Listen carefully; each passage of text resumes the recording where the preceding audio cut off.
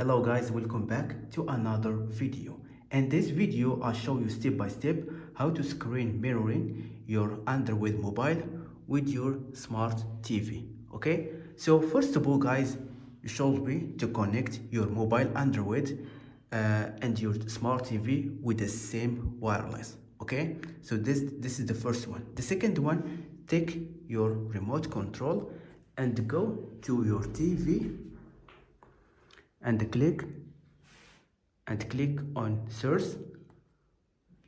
Okay, click on search and go to screen mirroring and click OK. Perfect. Now our television, it's on mode screen mirroring. So now come back to your phone. Okay, and scroll down and go to your smart and click on smart view. Click smart view, and now the name of your smart TV will show here. Click on it, and now as you can see here, it's work perfectly. Look,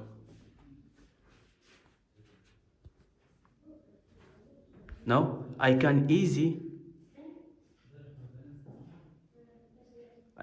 use my mobile Android and show it here in my television,